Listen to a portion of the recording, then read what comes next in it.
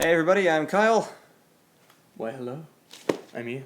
Last week's video was Secret Identity Crisis, and these are the comments. From, I apologize in advance, Marlon Valkenborg.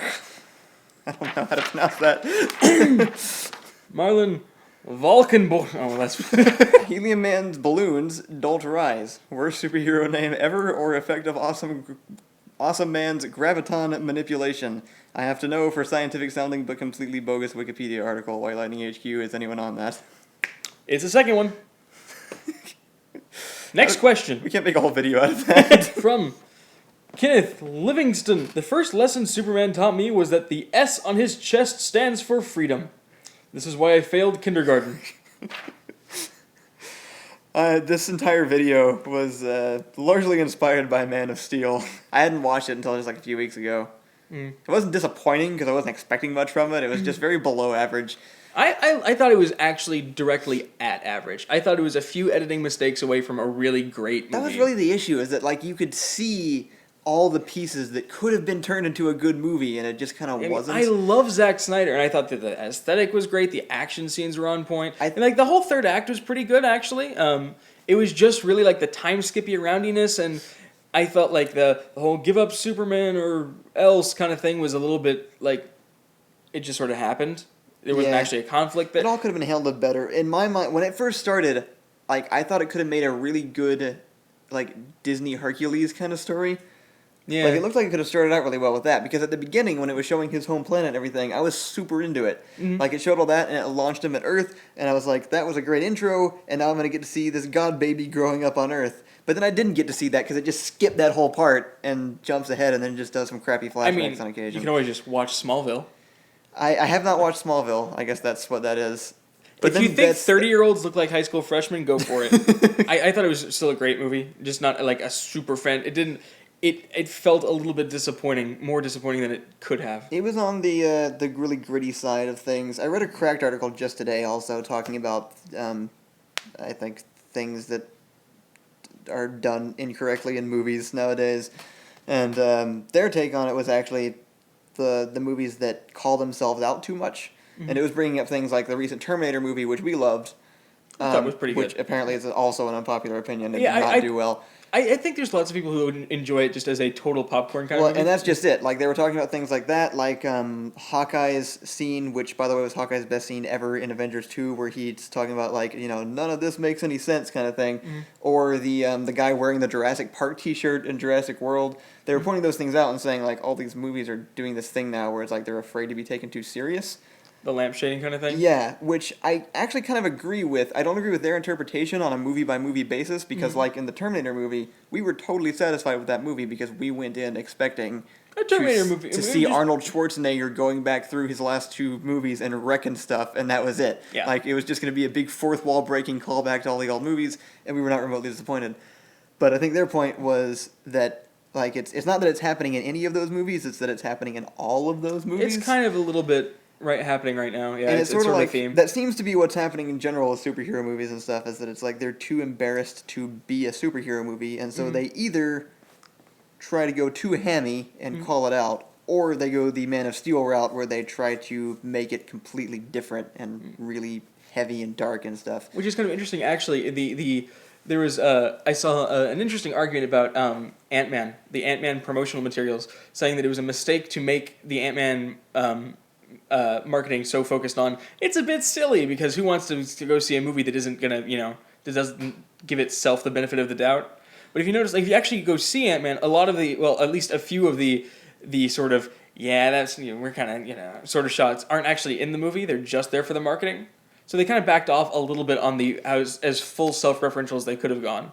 And see, I thought Ant-Man did a pretty good job with, I thought Ant-Man did an excellent job of inserting itself into an existing universe. Because they already skipped all the parts where they had to call out, like, yep, this is dumb, and then Ant-Man comes along and he's like, you already know I'm dumb, I don't have to say it. I'm just going to go do my thing. And so I thought it was a great story because they didn't try to do the weird meta thing. I think that's really just the problem, is people aren't focusing enough on just making stories about people doing things and making decisions in situations. Yeah, I mean, a lot of the problem is you have to get people to actually see your movie. So you have to actually... Like, but you could do that without the meta commentary stuff comes after you've already gotten into it, really. yeah, but a lot of it's there for marketing purposes. Like, Yeah, some of it. It's just kind of a weird cultural thing right now, I well, guess. for everybody Jurassic sort World, of- it was important. It was actually part of the plot. Yeah. That everybody was that the whole Jurassic Again, Park each thing was so individual happening. movie, Yeah. it makes sense. It's like Jurassic Park is about the Jurassic Park franchise, Yeah. really. And that's okay on occasion, I think, is the main thing. It's like, if you want to do that every now and then, that's perfectly fine. It's like, that's a different skill set as far as writing goes than it is like writing a story. It's just a lot of times that seems like It what does people seem are to be like doing kind of now. the summer of self-reference a little bit, Yeah. which is, I think, yeah, it's just... Something for us to keep in mind, I think, because I could see us slipping into that by accident without realizing it. So, let's not do anything large and overly self-referential. Yeah, no, we shouldn't do that. Will Rodriguez, how many effing times I gotta watch Uncle Ben die? I'm so happy that they're not doing the origin story with the new Spider-Man. Yeah. We can't get into it right now. But I'll just drop that I am disappointed that we don't get to see more of the series that just ended. But I am happy at least that they're just like jumping right into it with whatever they do with the new guy. If you want to see the full discussion, make a topic on our subreddit, and we'll be happy to tell you exactly all about it. At some point, we're gonna have to do a podcast. The basic idea is that me and Ian are the only people in the world who think that the Amazing Spider-Man 2 was the best Spider-Man ever made. Just a fantastic movie. And every- Absolutely great. And if, like, we'd really appreciate it if you wouldn't hit the unsubscribe button like you're heading to do right now. Because we can offer an explanation, and we will at some point. We're And very we good feel at, like at defending ourselves on this point. Even though we know it's... Feel like- free to disagree with us, it's fine. We understand now. Like, we used to argue it more, but we know that we're obviously the ones who are wrong, but we still stand by it. But yeah, I was just texting Kyle, like, the whole Uncle Ben thing no longer hurts for me.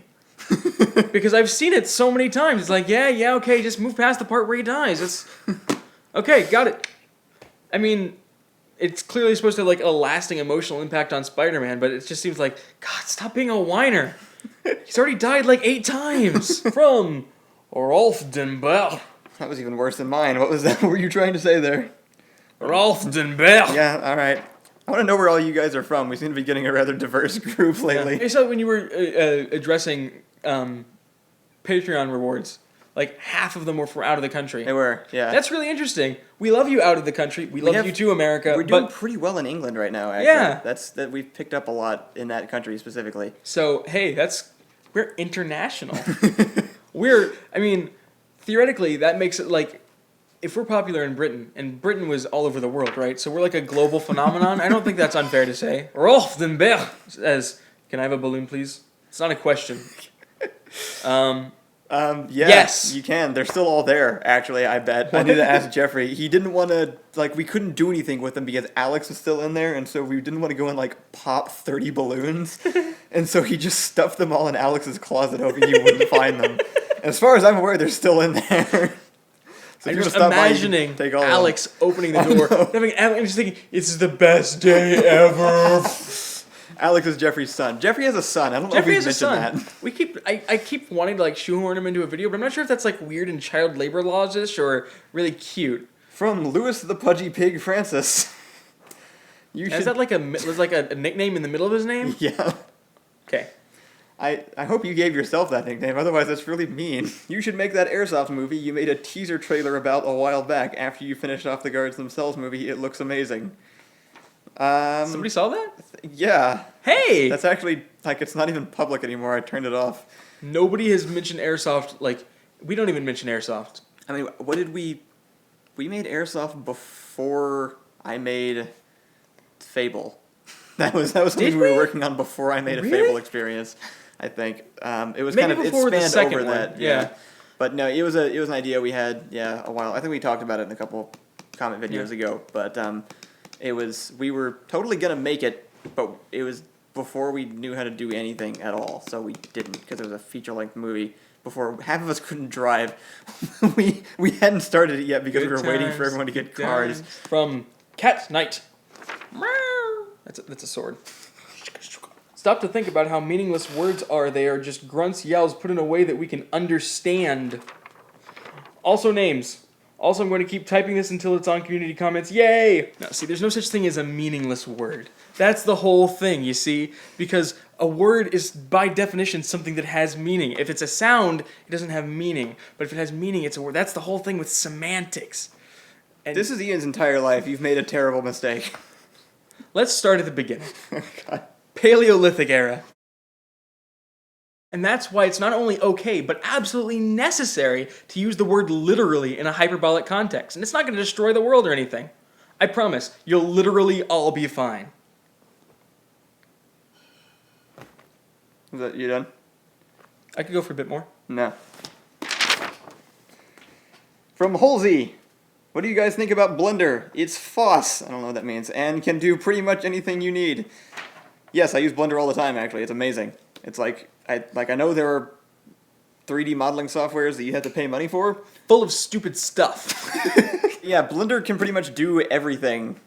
I have, like, without paying money for it. I haven't actually found anything on it that I've looked up elsewhere on a different piece of software. I imagine if you get to the point where you need to individually animate hair. I'm sure on a larger scale, like 3ds Max probably is more efficient, but there's no reason not to download Blender if you want to do any kind of 3D effects and don't want to spend $1,000 on some big name software yet, because it's fantastic. We've used it a lot of times in several of our videos for just sticking things into the background or doing some most of the fire effects in the Avatar video were done with their smoke simulation.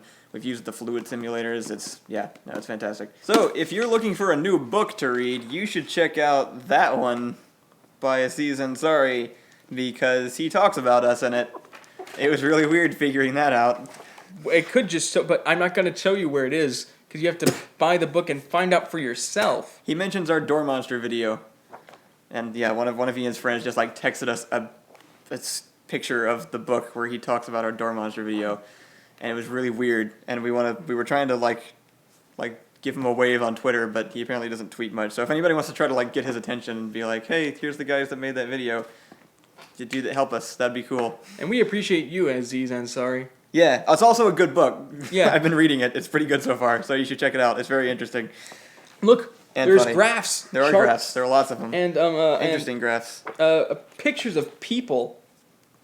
I have beard hair in my mouth. Oh, is it safe to mention the guards themselves now, you think?